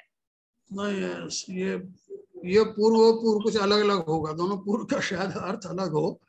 ये देखिए, द पूर्व इज फॉलोड बाय त्रुटितांग, त्रुटित, अडडांग, अडड, अववांग, अवौ, हुहुकांग, हुहु, उत्पलांग, उत्पल, पद्मांग, पद्म, नलिनांग, नलिन, अर्थनिपुरांग, अर्थनिपुर, एंड अयुतांग, अयुत, नयुतांग, नयुत, प्रयुतांग, प्रयुत, चुलिकांग, चुलिका, शीर्ष प्रहिलेकांग एंड शीर्ष प्रहिलिका। ये सारी जो है मेजरेबल टाइम यूनिट्स का नाम है। एक समय, हाँ, each successive period is 84,000 times longer than the preceding one। और ये यहाँ तक का है संख्यात काल, इसको संख्यात काल कहते हैं, जिसको आप डिजिट में काउंट कर सकते हो। बाद में ये असंख्यात काल शुरू हो जाता है, जिसको सागरोपम और पल्योपम कहा जाता है, और काल चक्र के नाम से जाना जाता है। सो ये है टाटिया साहब का। जी। Samni ji, can I add something? Yes, you can. Yeah. First of all, very nice to hear this lecture. I never knew that there's a difference between internal breathing and external breathing. Let me put my video on. Internal breathing and external breathing वो मुझे ध्यान में ही नहीं था। मैं हमेशा सोचती थी कि बाहर की जो श्वास है वही कैलकुलेशन चलती है। तो it is really nice to learn that. And I just want to add something that I just recently read like 2 weeks back. I was doing some research on zodiacs and constellation की कैसे उसकी उत्पत्ति हुई। तो एक 1795 में लिखी गई बुक है एक ब्रिटिशर के हिसाब से। When he first came to India he was comparing the constellations of Greeks, Chaldeans, Phoenicians, Indians and Egyptians। और उनके नाम से जब भी वो रिसर्च कर रहे थे तो उन्होंने फाइंड आउट किया कि तभी महीनों का अंतर सिर्फ 15 दिन का ही था, not 30 days as we see right now। और वो पढ़ने के बाद मुझे ऐसा एहसास लग रहा है कि ये जो ट्रेडर कम्युनिटी थी, जो फिनिशियन, जो हमेशा ट्रैवल करते थे एक जगह से दूसरी जगह, उन्होंने नक्षत्र का इवॉल्व किया था और उन्होंने पूरा ज़ोडिएक का कॉन्स्टेलेशन किया था। तो उनके जो टाइम कैलकुलेशन थे शायद सागरोपम, and they were always trading, always their job was to trade from one port to another. तो वो जो उनका जो एक कैलकुलेशन था सागर कितना क्रॉस करने का, ये may be that might have some connection into our सागरोपम कैलकुलेशन ओवर हियर। और वो पढ़ने से एक आइडिया आती है कि तभी का concept of time was different then what we see the time as of now, and maybe if we reconcile from that perspective we can probably bring the Jain calculations closer to what the time frame was, because our religion has been there for a time immemorial. So it went through those time periods, but we probably lost what the real meaning of time was in that context, is what I would say. I can probably, like share the book. I can't remember the name of the author, but he had written in 1795 and is comparing all the zodiacs कि कैसे ये नक्षत्र हुए, कैसे ये time हुए। और एक तो फार्मिंग और एक तो ट्रैवलिंग के लिए उन्होंने पूरा स्काई डिवाइड किया था। तो शायद वहां से कुछ मिल सकता है। Okay, so it is very good information which you are providing, and I would suggest if you can work on this particular topic. Yeah, it is a good thing, and science and geography, and I will probably look into it. Yes. Dhroti ji, my request to you would be give us a 15-minute presentation on that book. Okay. So that we all don't have to read it. and maybe you are more familiar than most of us. So Yes. we'll appreciate if you can take time and do it. You can do it in our regular JS lectures. Okay. We'll contact you about Yes. this because we don't want to disturb Pannavana No, I understand that. tutorials. No, I understand. Okay. That will be Okay, nice. thank you. Yeah. रावणी ji, Yes, Tucker साहब. Yeah. एक पल्योपम, हाँ. उसके हिसाब से आज के जो years है, प्रेजेंट ईयर्स, तो एक सागरोपम में कितने साल होंगे या एक पल्योपम में कितने ईयर होंगे? ये तो बहुत बड़ा पल्योपम और सागरोपम जो है वो इन्यूमरेबल टाइम यूनिट के अंदर आते हैं. Yes, indefinite. So we cannot fix how many years are there in one Palyopam or one Sagarupam. So we can just understand through similes, not through definite digits. मैं किसी ने मुझे बताया था कि 7 दिन के बच्चे के बाल इक्वल उसमें काट के 1 metre by 1 metre by 1 metre एक गड्ढा करके उसमें दबाओ, वो भी हाथी के पैर, और बाद में वो टुकड़े निकालो, जितने निकलते हैं वो ऐसे कैलकुलेशन हो रहा था उस टाइम. यस, वही कैलकुलेशन है कि आप एक 4 कोष का, मेरे ख्याल से एक 4 कोष का कुआं है, उसमें 7 दिन का जो बच्चा होता है, और वो भी स्पेशली योगलिक. सो योगलिक के बाल हमारे से भी बहुत थीन होते हैं, और उसके आप इन्यूमरेबल पीसेस करें और 100 इयर्स में एक बाल का एक पीस निकालेंगे तो कितना टाइम लगेगा. सो इस तरह से 2 तरह से पल्योपम को डिफाइन किया जाता है, इसी तरह से सागरोपम को 2 तरह से डिफाइन किया जाता है. सो अद्धा सागरोपम भी होता है और उद्धार सागरोपम भी होता है. इसी तरह से अद्धा पल्योपम होता है, उद्धार पल्योपम होता है. अद्धा में तो ये है कि आप हर समय एक समय के बाद निकाल रहे हो, और उद्धार में होता है कि आप 100 years after you are taking out one part of that hair. तो इस तरह से टाइम को कैलकुलेट किया गया है. सो it can be defined only through similes with the support of similes and not in digits. Thakkar Sahab, in my opinion, that is a very crude way of defining time. I think we can now do better because we know how to express large numbers accurately. तो बाल लेके और कुआं खोद के और ये सब ठीक है, उस वक्त के लिए अच्छा होगा. But I think somebody ought to calculate it, and I mean we can do much better than that. We know the decimal system, power system, and so on. So I don't think that is very apt nowadays. So इस time unit पर भी बहुत अच्छा work हो सकता है, time calculation. मैं किसी के साथ बैठे के डिस्कस कर रहा था, तो 3.15 मल्टीप्लाई बाय 10⁻65 ईयर या 63 10⁻63 ईयर्स. सर वो जो शीर्ष प्रहेली का है वो तो 10⁻140 something is a very huge number. So up to that I think it has been defined in our agams. But what it is, we don't know. तो थोड़ा सा ये इस चीज पे वर्क करने से ही थोड़ा प्रॉपर कैलकुलेशन अपन कुछ बता सकते हैं, एस्टिमेट टाइम. बट अभी तक की जो भाषा है, लैंग्वेज है, उसमें तो थोड़ा ये इसको असंख्यात काल के अंतर्गत लिया गया है. सो यू कैन नॉट से इन एग्जैक्ट फिगर और exact years, number of years. I think infinity we can understand, and Sankhyat also, numerables we understand, but this Asankhyat, that involves, according to me, I mean, I try to understand this, I am not an expert, but it means certain kind of uncertainty, that it cannot be defined precisely. It does not necessarily mean that it is a large or small, but when you say there is a Asankhyat Samaya in Vanavlika, it means it cannot be defined, it is not precise, because there may be time dilation as we have in relativity, or things may be, there may be uncertainty because the universe itself maybe expanding. So you can't define how many things are there, how much time it will take. So I think this is a very right problem to work on. And I would invite some experts if they are there. I think we can try to resolve this problem, or at least understand it. This innumerable means some kind of uncertainty principle is involved. So like Heisenberg's principle is uncertain at the lower end, at the quantum end, when things are very small. I think there is another uncertainty principle which is applicable when things are very large. That way, I think we can define, but I'm just telling that. ये देखिए, the period consists of an innumerable number of years multiplied by 10⁷. Okay, so ये सिमली को define कर रहे हैं यहाँ पर, सिमली से जो टाइम पीरियड है उसको डिफाइन कर रहे हैं. So you can just read out. No, this is very, I think, crude according to me.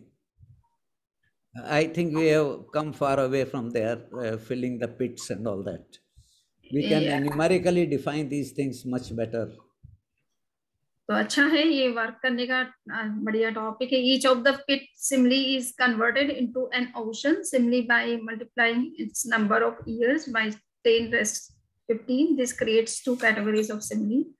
So ये थोड़ा बहुत कैलकुलेशन तो किया है टाटिया साहब ने. Tatia Sahab was very knowledgeable. He knew all these agams very well, and he would only write what is given there. Our problem is we want to understand what it is. Yes. And it is not understandable as far as I am concerned. I don't know. तो अच्छा है, इस पे work करने से at present में हमें किस तरह से समझना है वो समझना इजी हो जाएगा और सबके लिए कन्विंसिंग होगा थोड़ा सा. ये स्पेस का यूनिट्स बता रहे हैं. स्पेस का सबसे छोटा यूनिट क्या है, सबसे बड़े यूनिट्स क्या हैं मेजर करने के, तो स्पेस के इसमें दिखा रहे हैं. ये देखिए, दंडास, रैनीस और धनुष का आप जो कह रहे थे, क्या नाम है, कछड़ा सा. सो जैसे रत्नी, रैनी एंड दंडास. ये तो ऐसा है कि to start with we can convert everything in meters. As far as space is concerned and as far as time is concerned, we can convert everything into seconds, because I think we should give up this very strange kind of units we are not familiar with, and that will bring some systematics into the whole thing. Now, the same thing happens when Raju is innumerable yojans or something like that. Now, of course, they knew very well all the mathematics. They don't have to say it is innumerable. It means it is fluctuating all the time. So there is some kind of uncertainty involved. But if anyone is interested here, can he convert this into meters and seconds, all these units, so we can have something which enters our mind, clearly?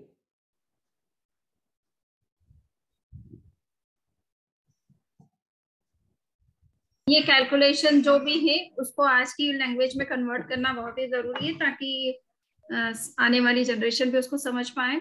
नहीं तो ये terminology हमें पता नहीं है ना at present में किसी को भी. So if we speak nobody understands what we are saying. जी. सो बढ़िया. सो आज का वक्तव्य फिनिश है और अब 2 महीने का हम थोड़ा पॉज ले रहे हैं. So after 2 months we will be back on Prajnapana Sutra. Shesha ji, will you circulate some notice, please?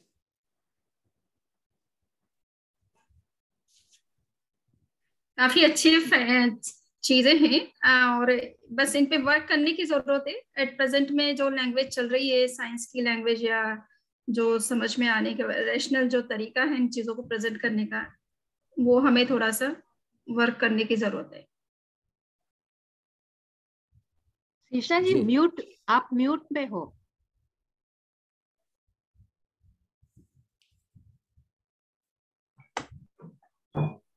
अभी तक आपने जो बताया समणी जी, जितना मेरे हिसाब से कुछ 12 जितना डिस्कोर्स हो गए अपने, तो उसका हम थोड़ा सा साइंटिफिक इंटरप्रिटेशन करने का भी टाइम मिल जाएगा और आपसे कांटेक्ट में भी रहेंगे, आपकी हमें सहायता भी जाएगी कुछ समझने के लिए।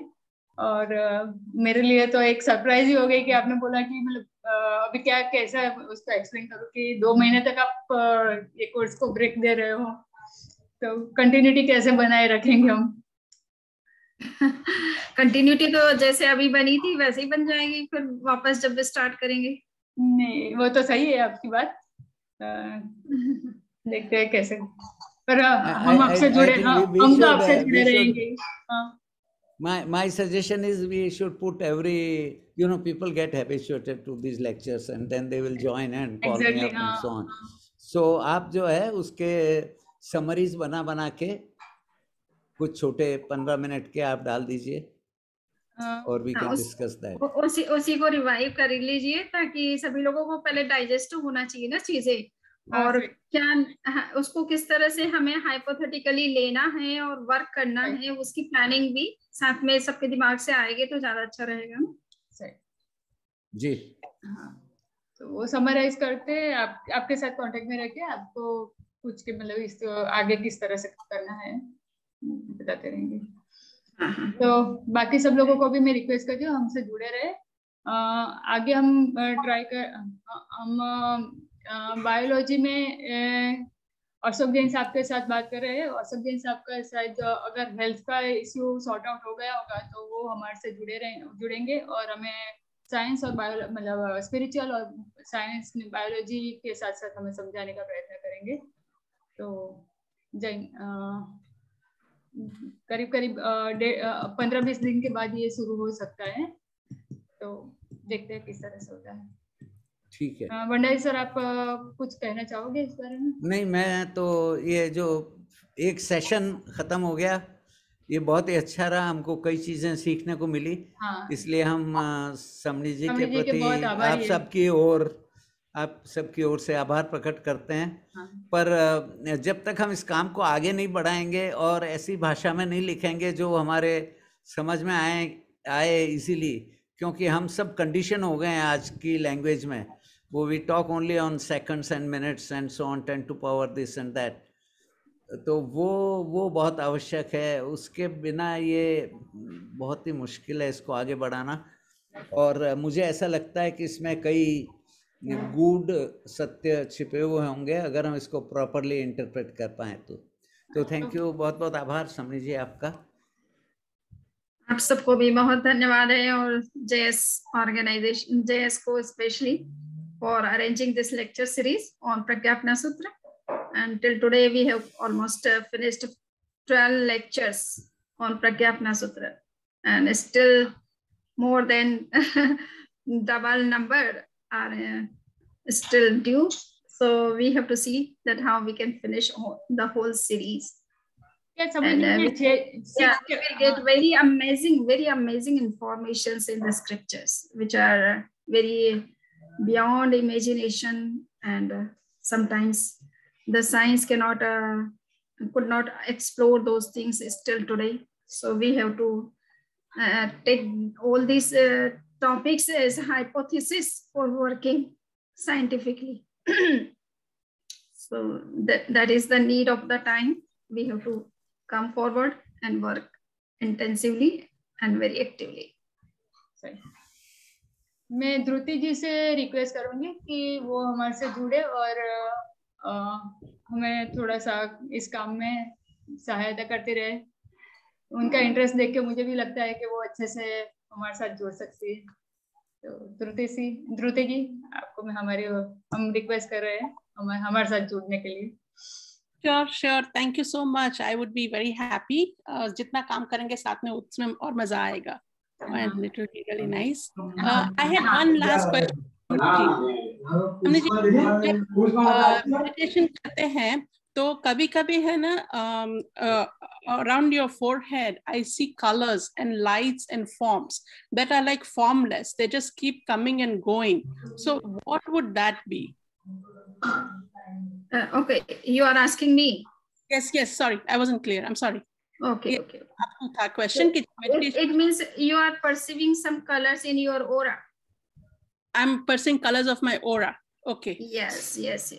Because it's formless, it keeps changing forms, but it keeps coming and going like a slideshow kind of a thing. And then sometimes it's black, purple, yellow, green, vesa. Yes. So these are the colors and they change according to your internal states of consciousness. Okay. तो मतलब पल में भी पूरे अगर 5 colour दिखते हैं तो पल में भी आपका कॉन्शियसनेस का जो चेंज हो रहा है वो आपको you can get some feeling about that. Yes. Okay. So it shows your internal states.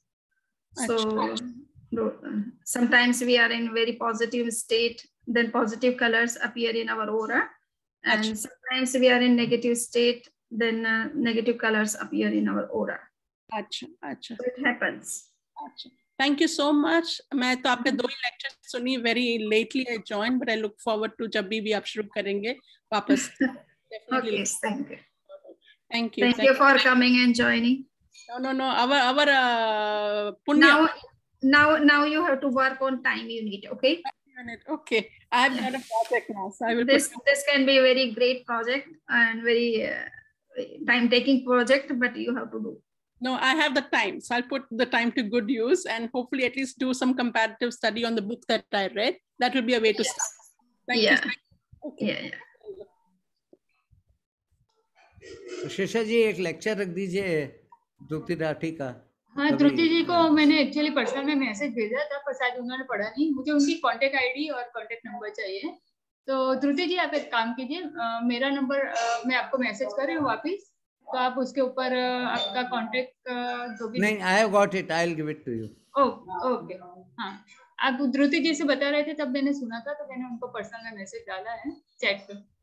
I'm sorry, I might have missed it. ध्यान में नहीं है मेरा, but I'll look into it. Okay, no problem. Sir के पास है तो ले लूंगी, no problem. भंडारी जी, मैंने सुरेंद्र जी से कहा है कि जिस तरह से साइंटिफिक स्टडी के लिए एफर्ट कर रहा है और भंडारी जी जैसे साइंटिस्ट इसके पीछे लगे हुए हैं, तो सुरेंद्र जी आप इस तरफ ध्यान देंगे कि किस तरह से वो जेएस को स्ट्रेंथन कर सकते हैं, क्या फैसिलिटी प्रोवाइड कर सकते हैं. This work we can do all together only. It is not somebody's work, but I think it has come out very well with this conclave and the reactions I am getting. So I think if we don't take it forward, it will be a lapse on our part. तो सुरेंद्र जी हैं, सुरेंद्र जी कुछ कहेंगे आप? सुरेंद्र जी, would you like to say something? आप mute है. हाँ, सिंघवी साहब. हाँ, आप म्यूट. हाँ, सुशीला जी इसको अनम्यूट करिए. Sorry, okay, that's why he was not able. Okay. हाँ, सुरेंद्र जी हैं यहाँ पर. हमारा काफी डिस्कशन हुआ. मैंने कहा कि भंडारी जी इस तरह से लगे हुए हैं, जो इतना बड़ा साइंटिस्ट जो करोड़ों के प्रोजेक्ट पे वर्क करता था, उसको लाखों तो कोई उसके लिए कुछ खास बात नहीं है, बट ये प्रोजेक्ट तो लाखों में ही चल रहे हैं, अभी करोड़ों वाले नहीं है. समाज इसको सपोर्ट कर सकता है आराम से.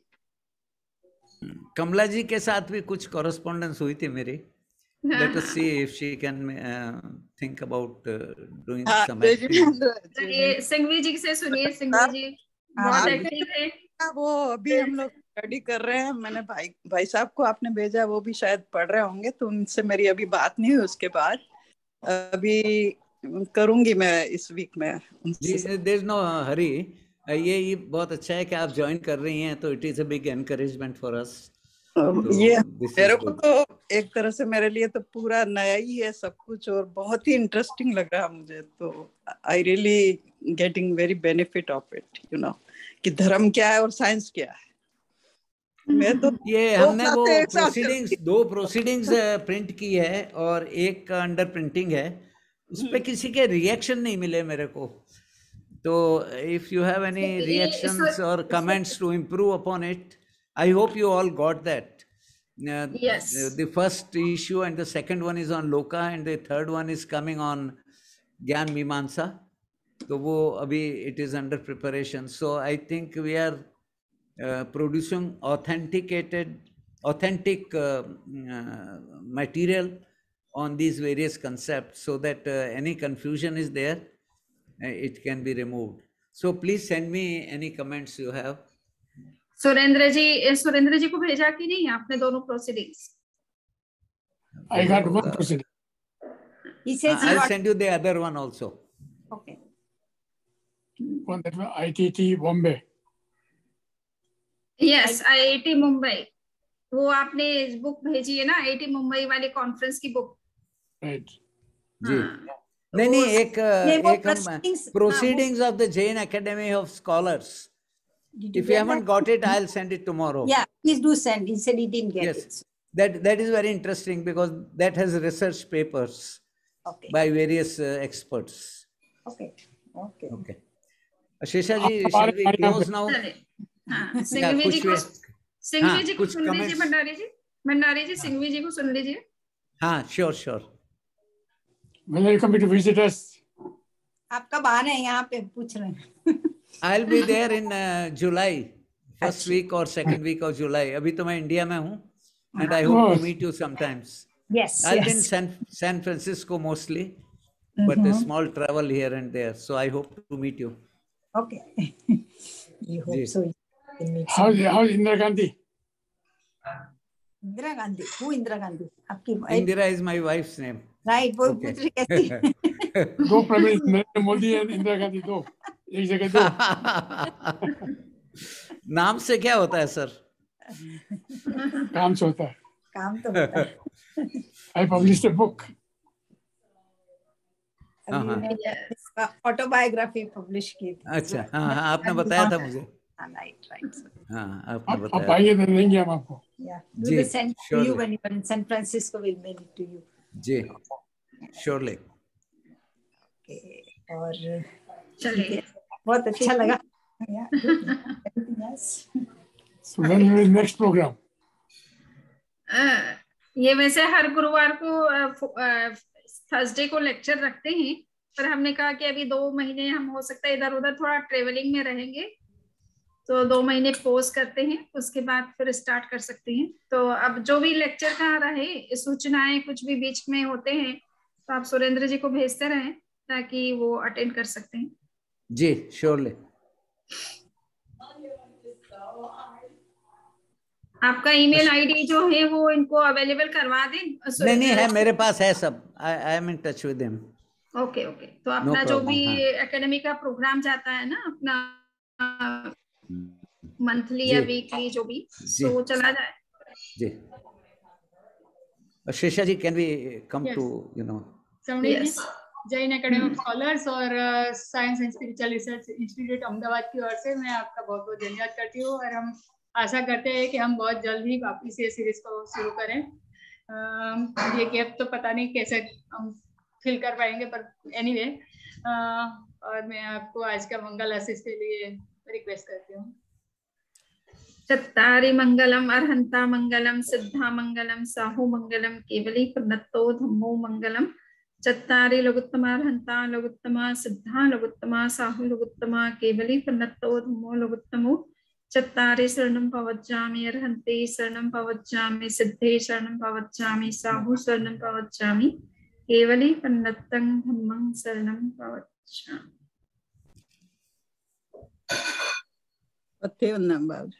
हाँ कमला जी, सभी का धन्यवाद. जय जिनेंद्र. जय जिनेंद्र. जय जिनेंद्र.